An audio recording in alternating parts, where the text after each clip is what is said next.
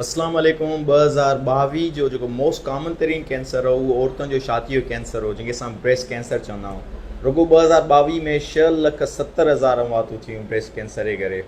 Breast cancer जी अलामतूं हूंदियूं आहिनि शुरू वारे मरहलनि में जस्ट हिकिड़ी पेनलेस गोरी हूंदी आहे। उन खां पोइ सिम्पटम्स वधंदा आहिनि जीअं स्टेजिस एडवांस कंदियूं आहिनि। इन जी जेका बुनियादी टेस्ट आहे छाती जे कैंसर लाइ उनखे असां मेमोग्राफ चवंदा आहियूं, ऐं मेमोग्राफ में 20% केसिस ब्रेस्ट कैंसर जा नज़रअंदाज थींदा आहिनि। मेमोग्राफ ते तनक़ीद अञा हुन वक़्त ते थी जॾहिं अमेरिका में हिकु औरत हो जंहिंजो मेमोग्राफ नॉर्मल हो, उन जी जेनेटिक पॉज़िटिविटी न हुई, मतिलबु उन ख़ानदान में कंहिंखे ब्रेस्ट कैंसर बि न हो। उन जो इलाजु जारी कयो वियो ऐं इलाजु aggressive type of breast cancer जो। हुन खां पोइ रोल ईंदो आहे आर्टिफिशियल इंटेलिजेंस जो।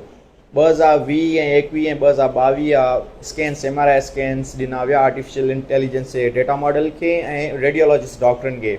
इहे स्कैन्स उन औरतुनि जा हुआ जिन जी पॉज़िटिव फैमिली हिस्ट्री हुई, मतिलबु ख़ानदान में कंहिं न कंहिंखे छाती जो कैंसर हो। हर 1000 स्कैन मां 5 ब्रेस्ट कैंसर डिटेक्ट पिया कनि रेडियोलॉजिस्ट डॉक्टर, ऐं हर 1000 स्कैन मां 6 केसिस ब्रेस्ट कैंसर जा डिटेक्ट बि करे आर्टिफिशियल इंटेलिजेंस। मतिलबु आर्टिफिशियल इंटेलिजेंस 20% केसिस वधीक बि डिटेक्ट करे।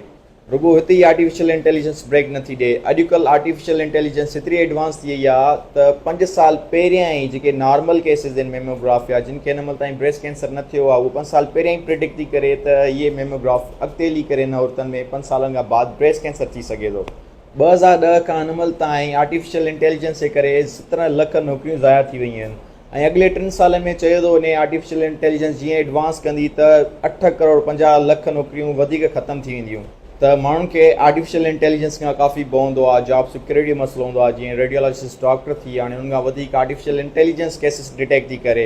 हुन खां अलावा माण्हुनि खे ॿिया बि इख़्तिलाफ़ात हूंदा आहिनि आर्टिफिशियल इंटेलिजेंस खां, पर अगरि ॾिठो वञे त आर्टिफिशियल इंटेलिजेंस काफ़ी हिकु सुठे नमूने सां पॉज़िटिव वे सां मेडिकल फील्ड में इस्तेमालु कई वञी सघिजे थी। सो आर्टिफिशियल इंटेलिजेंस जो ब्रेस्ट कैंसर जे मामले में इस्तेमालु थींदड़ हिकु काफ़ी पॉज़िटिव रोल ॾिठो थो वञे ऐं हिन सां काफ़ी ज़िंदगी बची सघंदियूं। सो थैंक यू दोस्तों।